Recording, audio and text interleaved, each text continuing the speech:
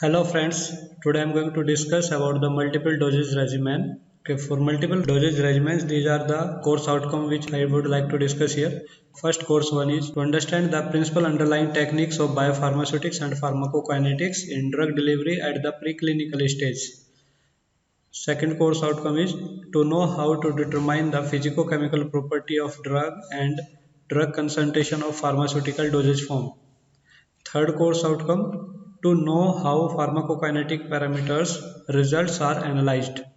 And last one to utilize such knowledge in designing of formulation to address the potential pharmacokinetic issues. This is the syllabus, and in multiple dosage regimen it comes under unit 5 of biopharmaceutics and pharmacokinetics. So I am going to discuss here this one. These are the learning outcomes of the multiple dose regimen. After completion of this chapter, the student will be able to understand the concept of dosage regimen, to understand the function of dose and dosage interval, to understand the concept of enterohepatic circulation, and to understand the principle underlying the dose adjustment in the renal failure. So here is the few definition which we have to discuss. The first definition is the clinical pharmacokinetics. So the use of pharmacokinetic principles in optimizing the drug dose to suit individual patient need and achieve maximum therapeutic utility is called as the clinical pharmacokinetics. So this one is the clinical pharmacokinetics. This help in the adjustment of the dose as per the need of the individual patient. Now here is the multiple dosage regimen. So it is the one in which the drug is administered in suitable dose by a suitable route with sufficient frequency that ensure maintenance of plasma concentration within the therapeutic window without excessive fluctuations and drug accumulation for the entire duration of the therapy. So this is the multiple dosage regimen. Actually, multiple dosage regimen in simple words we can say that it is the way by which we administer the drug to maintain the CSS, means plasma concentration at steady state condition, so that maximum therapeutic activity can be achieved for that particular drug. Here you see it is a schematic representation of influence of dose size on the plasma concentration time profile after oral administration of the drug at fixed interval of time.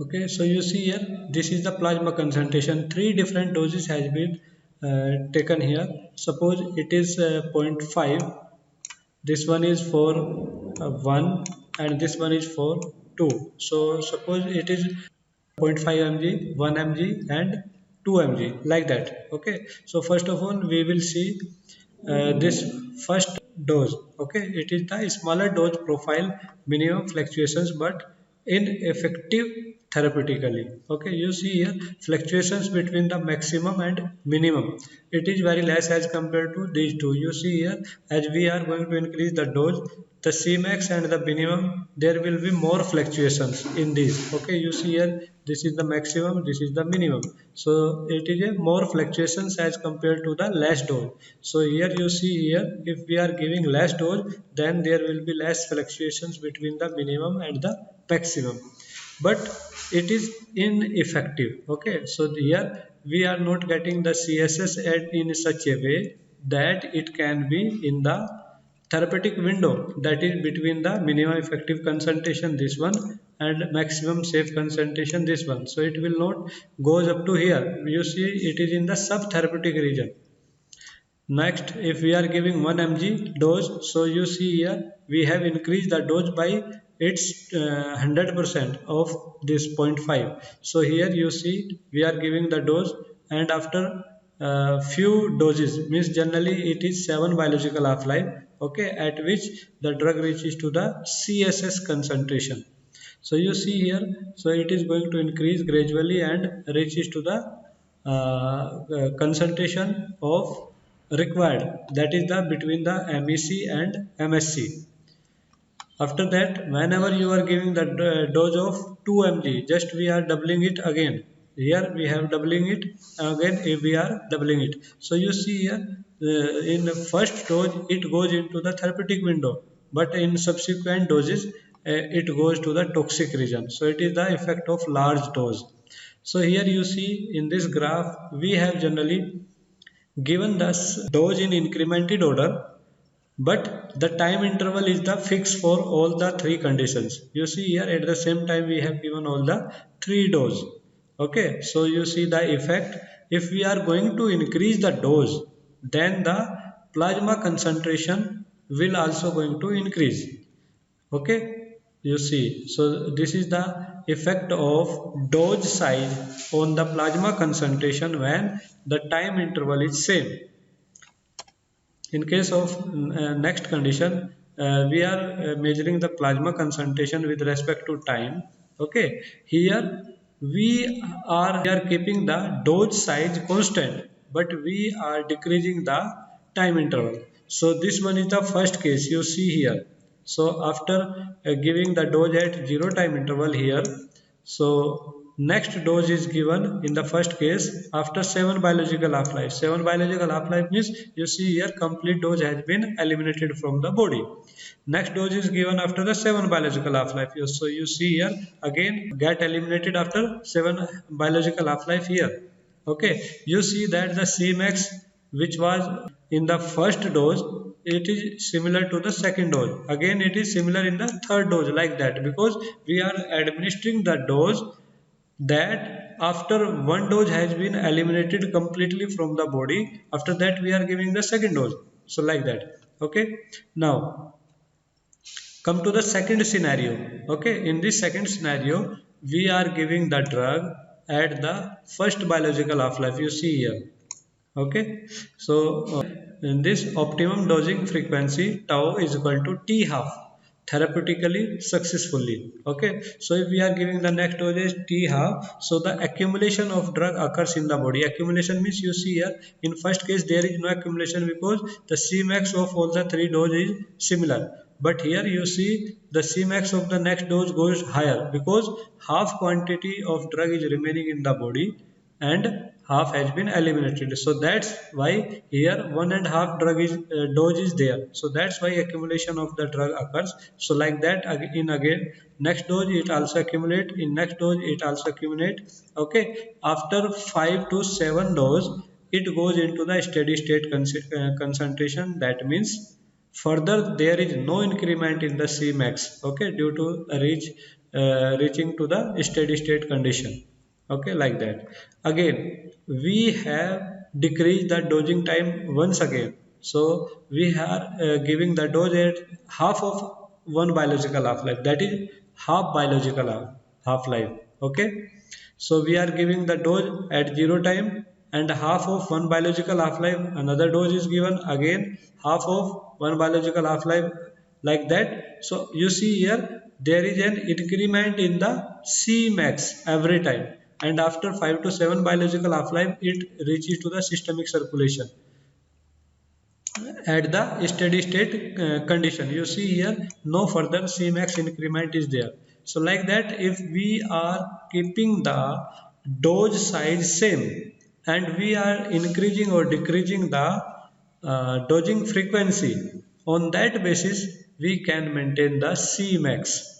Okay, so these are the two conditions. Either we can decrease the dosing frequency or increase the dosing frequency, or second condition we can decrease the dose or increase the dose. So with the manipulation of these two factors, dosing frequency and dose size, we can adjust the required plasma concentration of the drug that can be achieved or that can be maintained for the therapeutic activity.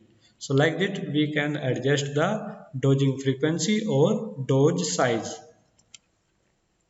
Now the accumulation of drug during the multiple dosing, because it is the function of dose size and dose frequency. So after the administration of first dose, that is the x naught at tau is equal to 0, that is the time frequency. Okay, the amount of drug in the body will be x is equal to 1 into x naught. At the next dosing interval, when x is equal to half of x is remaining, then the amount of the drug remaining in the body, and administration of the next dose, it will raise the body content to x is equal to x naught plus half of x naught. So total x will be x naught plus half of x naught. That is the drug accumulation occurs in the body. Thus accumulation occurs because of the drug from previous dose has not been removed completely. That's why accumulation occurs.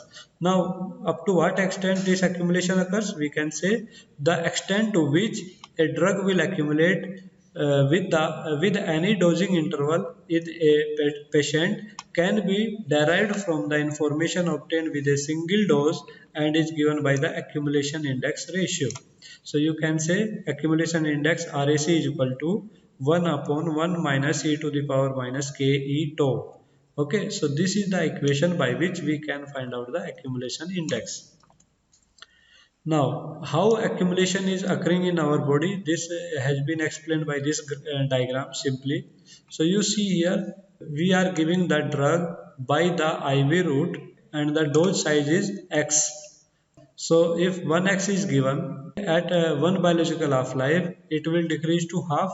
Again, next dose is given. So here this peak will be achieved due to the x naught plus half of x naught, because this one is remaining from the previous dose and this one is the dose given at the tau 1 tau. After that it decreased to half. Half means half plus 1 by 4 of x naught. These are the dose which are given at the 0 tau and 1 tau, and fresh at the second tau 1 x amount has been given. So you can see here it will be 1 plus half plus 1 by 4 of x naught. So it is the fresh dose, it is the second dose, it is the first dose.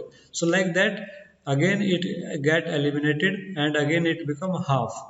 Again you are giving new dose of 1x like that. So there will be increase in the dose and again it will be eliminated, again here it get increased like that. So after 5 biological half-life, 97% CSS can be achieved. So 1, 2, 3, 4, 5. So here 97 CSS has been achieved. That time we can consider that practically we have achieved the CSS.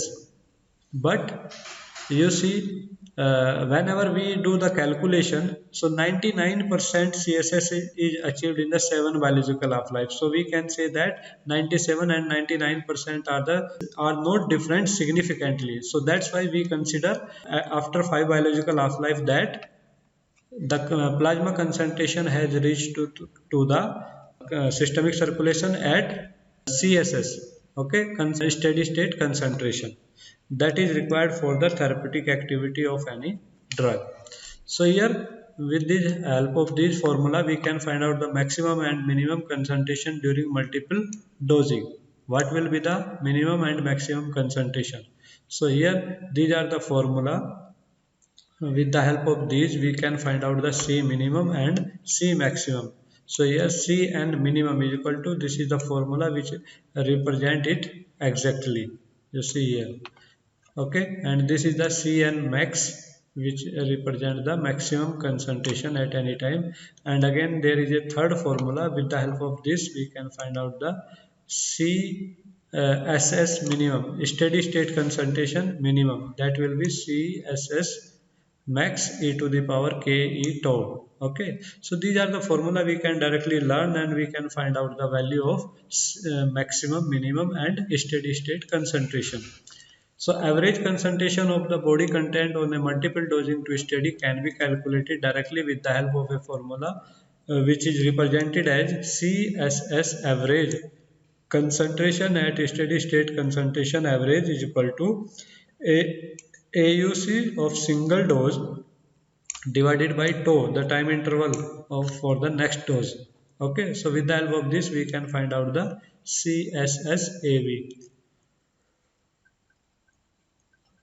Now dosing of drug in renal disease.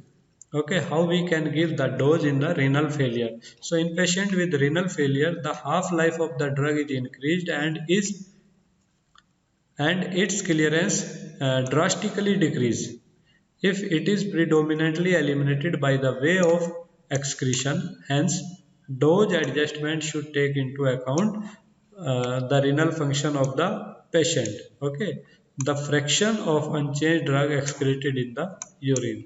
So, how we can calculate this dosing? So, for that we are having the simple formula, dose adjustment based on the total body clearance. We have this equation, so where CSSAV is equal to F into 1 upon clearance, total body clearance, into X naught tau. So here you see there are the four functions. This is the CSS, we have to kept normal. This kept normal means this value is for the normal volunteer. During clinical trial we find out this CSS. So during the treatment, this CSS for disease patient should be kept normal. It should not be changed. If it is changed CSS, so that means either it will be in subtherapeutic region or therapeutic region. F is the bioavailability. Okay, so it is always constant. For IV infusion, IV bolus, it is 1, and for oral route it may be a fraction of 1. So that is always considered as constant. So there is no change in the F value into 1 upon clearance. So this clearance will going to decrease in case of the renal failure. So the CSS should be maintained constant as previously. So there are two factor, X naught, that is the dose size, and tau, that is the dose interval. So either we are going to change in the dose size or the this dose interval. Okay, how we can maintain it? Now in the second equation you can say CSS AV is equal to X naught divided by CLT tau is equal to X naught dash CLT dash and tau dash. So you see here that this data is for the normal volunteer when there is no disease, and this data is for the person who is having the kidney failure. So here you see the clearance has changed. We have to change the tau dash and X naught dash. So rearranging this equation, we will get X naught dash is equal to tau dash is equal to total body clearance dash X naught divided by CLT tau.